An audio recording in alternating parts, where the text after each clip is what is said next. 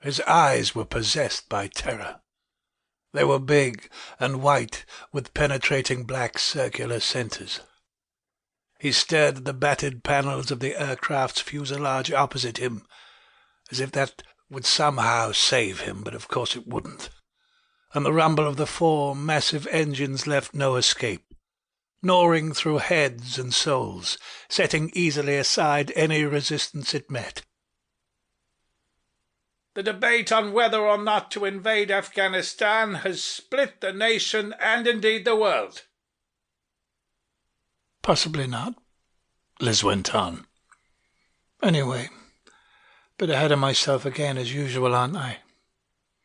She was now engaged by a particular carpet tile in front of her feet. Better just let them do their job, eh? Owen shuffled awkwardly. We should be in soon, he said, a little coldly. Then rather clumsily added, It's not like buying a tin of beans, though, is it, love? His wife turned to look at him suddenly. We can never dream with you, can we, Owen?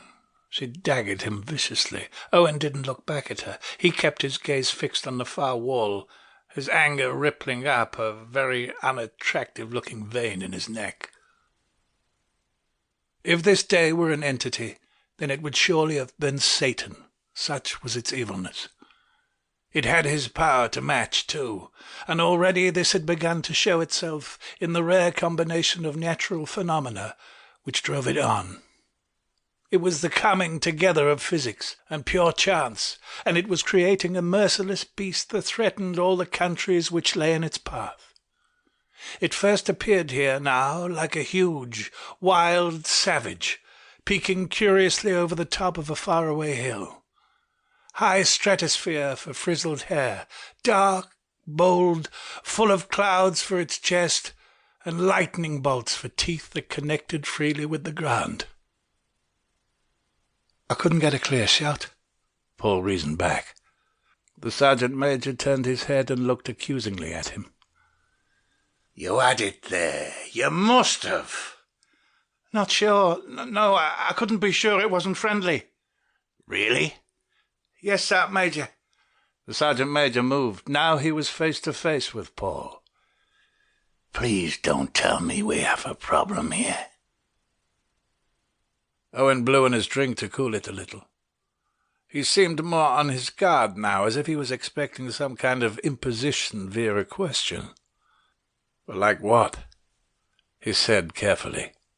Paul took a sip now too, and waited for a temporary little cloud of steam over his drink to clear before carrying on. Like, why should one of the most outspoken politicians this country's ever produced be living here on his own? Because that's what people don't realize. He turned squarely back to Paul once more. That it's love that creates war, not hate. Everyone fights for the life that's dear to them, not for the life that isn't. Owen sank back in his chair again. It was as if telling all this had caused him some pain, as if he was like a beekeeper visiting a hive, or that perhaps the honey that lay within it was worth the endurance. Well, anyway, he went on, sounding more bitter now, that's why I'm here.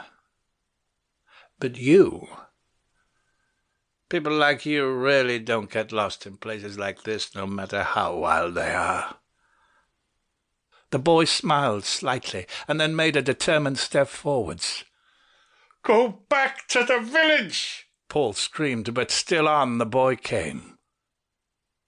Some of you won't survive the next 24 hours. The sergeant major stood tall and growled menacingly. And those of you that do, he continued, might well wish they hadn't.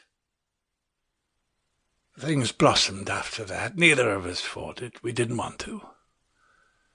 Why take on the hard stones and blistering winds of the rugged peaks when there's a beautiful valley to walk through in the sunshine? What was it? What happened to make you as cold as this?